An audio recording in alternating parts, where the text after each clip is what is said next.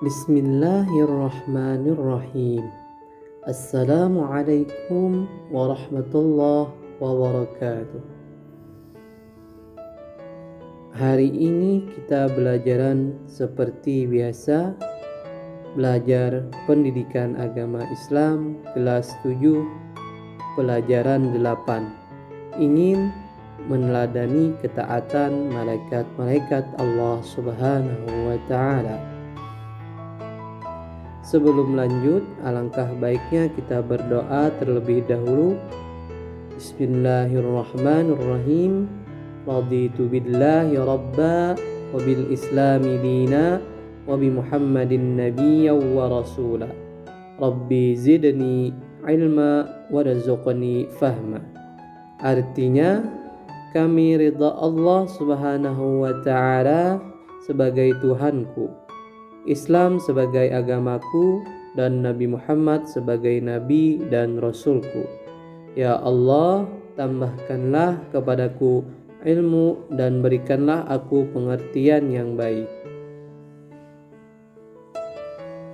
Tahukah kamu bahwa malaikat pernah bertanya kepada Allah Subhanahu wa Ta'ala?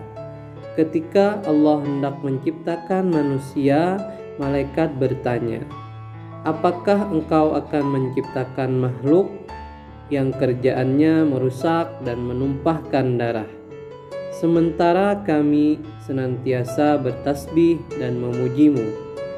Allah Subhanahu wa Ta'ala menjawab, aku lebih mengetahui apa yang tidak kamu ketahui. Quran Surah Al-Baqarah ayat 33.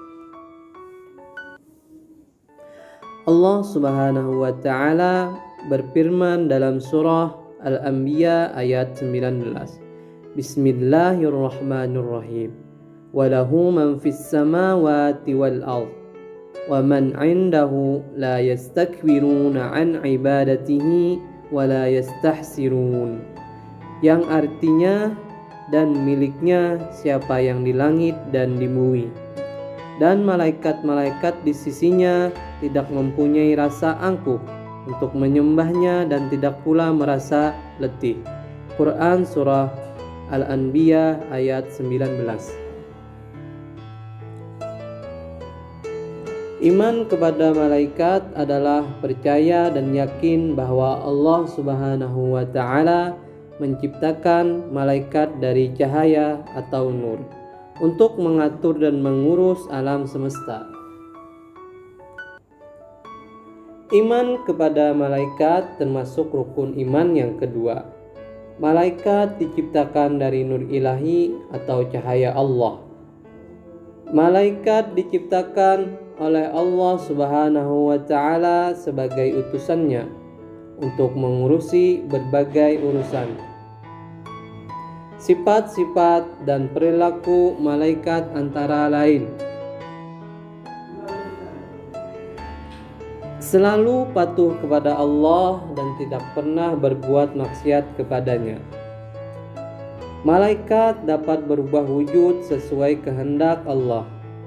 Kadang-kadang Jibril datang kepada Nabi Muhammad SAW menyamar seperti sahabat yang bernama Diyah Al-Kalbi, terkadang seperti sahabat dari Arab Badui. Malaikat juga tidak makan dan minum. Malaikat tidak memiliki jenis kelamin. Malaikat juga tidak pernah letih dan tidak pula berhenti beribadah kepada Allah Subhanahu wa Ta'ala. Malaikat senang mencari dan mengelilingi majelis zikir, dan malaikat berdoa bagi hamba yang duduk menunggu sholat berjamaah. Nama-nama malaikat yang wajib diketahui oleh setiap muslim. Jibril tugasnya menyampaikan wahyu kepada Nabi dan Rasul. Nama lain malaikat Jibril adalah Ruhul Qudus, Ar-Ruh Al-Amin, dan Namus. Mikail bertugas mengatur kesejahteraan makhluk seperti mengatur awan, menurunkan hujan, melepaskan angin, dan membagi-bagikan rezeki. Israfil bertugas meniupkan trompet atau sangkakala saat dimulainya kiamat hingga saat hari berbangkit di padang mahsyar. Israil bertugas mencabut nyawa seluruh makhluk hidup, baik manusia, jin, iblis, setan, dan malaikat, apabila telah tiba waktunya. Munkar bertugas menanyai orang yang sudah meninggal dan berada di alam kubur. Nakir, malaikat nakir bertugas menanyai orang yang sudah meninggal dan berada di alam kubur.